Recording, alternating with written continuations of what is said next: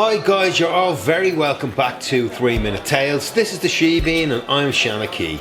Now today's story is an absolute doozy. It's, if you're into romance and into love, this is the story you want to hear. You will not hear a more beautiful love story than this, I promise you. It's a little bit long, but you have to listen to it to the end because it's a heartbreaker. It's just so beautiful. So I'll leave it with you. If you like the video, don't forget to give it a thumbs up. If you'd like to leave a comment, you can do so down below. And please keep on hitting that subscribe button and the little notification bell. It's so important to us. So until the next time, thank you so much. I'm Shanna Key.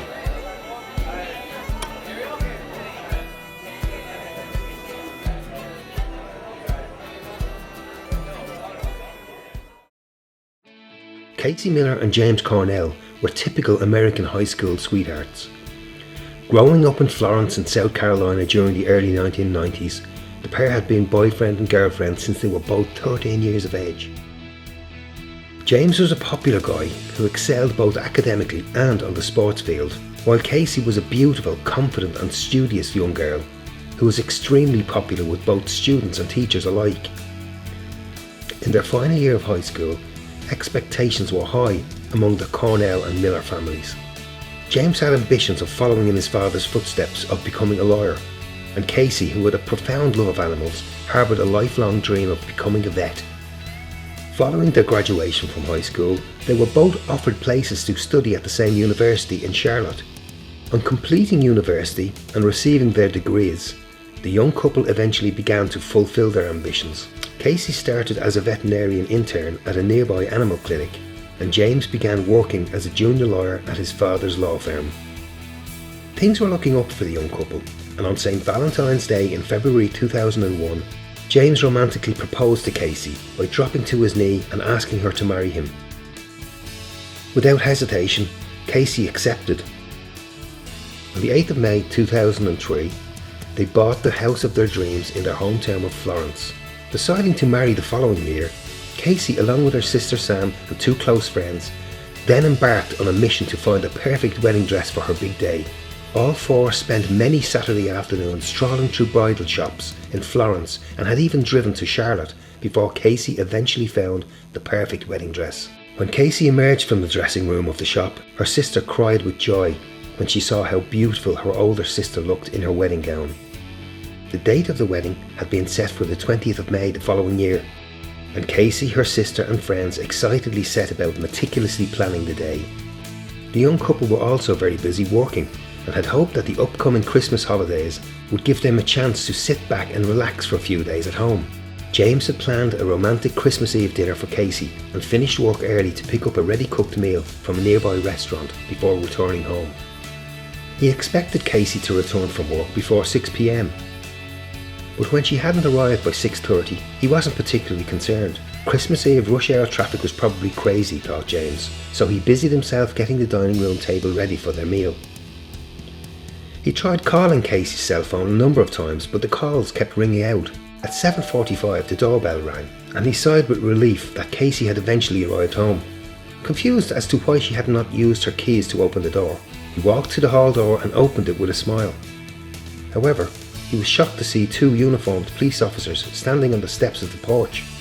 The strange look on their faces alarmed him, as he stood speechless in front of the two men. They asked him if he was James Cornelle, and if they could both come inside. Once inside the house, one of the young officers informed James that Kasey had been in a serious road accident. James was numb with shock. They could not tell him how badly hurt Kasey was, but they needed him to come to the hospital with them straight away. James immediately put on his jacket, and along with the policemen, they drove to the hospital 4 miles away. The foyer of the emergency room was hectic, but one of the police officers eventually located a doctor, who escorted James and the policeman into a small office. Inside the room, the doctor informed James that his beloved Kasey had been fatally injured in a road accident. He felt sick. This couldn't be true. Surely it was a mistake, he insisted. The doctor explained that they had tried everything to save his beautiful young fiancée, but unfortunately they could not save her. Still in disbelief, James refused to accept that it was Kasey. The doctor brought James and the young police officer into the intensive care unit of the emergency room and led them to a curtained cubicle. The doctor placed his hand on James' shoulder as he pulled back the curtains. Devastated, James' heart sank as he stared at Kasey, who was lying on a gurney, still attached to a respirator.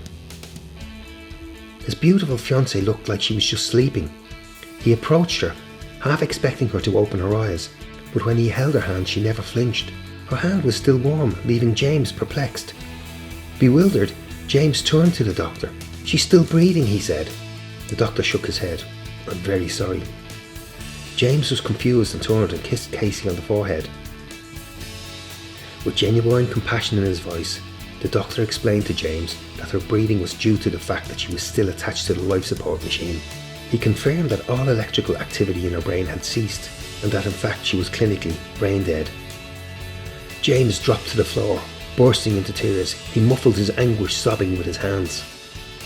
It was explained that Kasey's car had been hit side on by an articulated truck, and the massive force of the impact had tragically broken Kasey's neck. Kasey had been a long-time advocate of organ donation, and the following day, after doctors consulted with James and Kasey's family, they agreed that her lungs, liver, heart and kidneys would be donated. On the 30th of December, in front of a huge congregation, Kasey was buried, dressed in her white wedding gown, at Mount Hope Cemetery in her hometown of Florence. James was left devastated. He was a broken man. Over the coming months, his brothers and friends became quite concerned about his well-being. As the day of their planned wedding approached, they believed that this would have a devastating effect on him. However, with the constant care and attention of his loved ones, they got James through what he said was the darkest days of his life. Living in the house alone was difficult for James. With framed photos of his beloved Kasey throughout the house, the memory of her was never far from his mind. As the months rolled by, he distracted himself by spending every waking hour working for his father's company. He stayed in daily contact with Kasey's family and visited them regularly.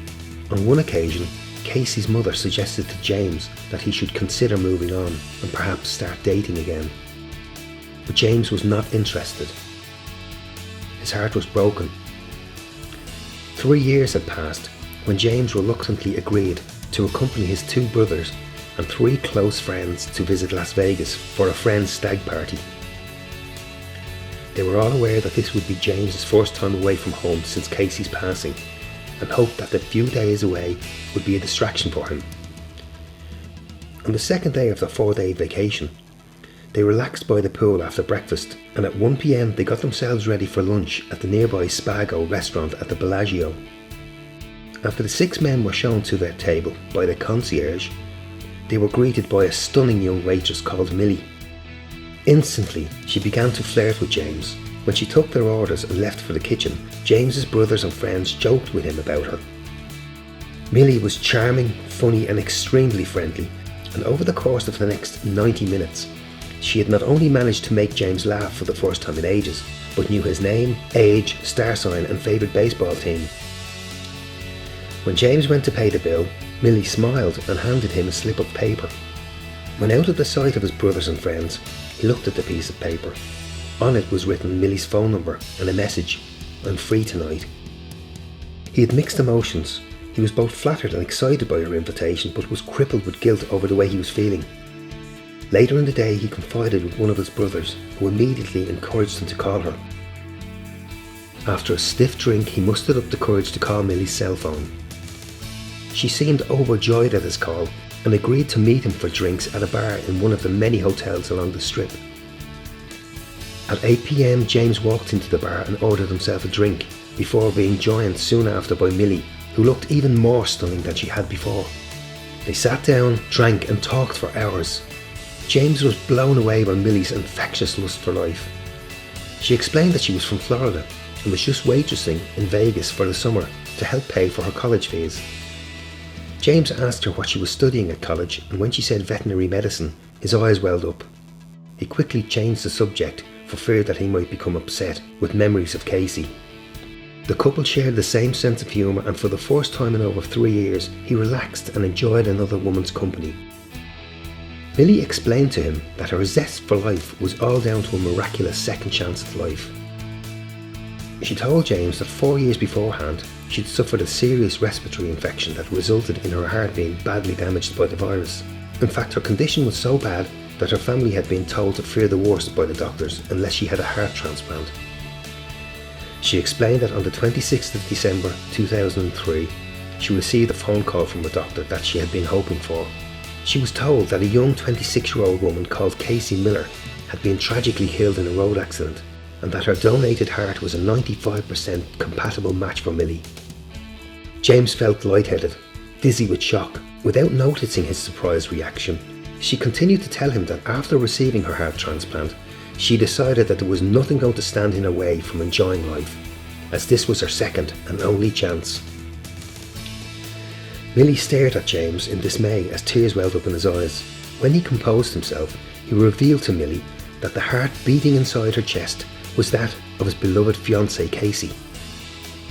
Millie glared at James uneasily, not knowing whether to believe him or not. But when he told her all about Kasey and her untimely death, they both burst into tears. At that moment, both of them knew that they were meant to be together forever. In the fall of 2009, the two were married in South Keys in Florida, surrounded by Millie's, James's and Kasey's families.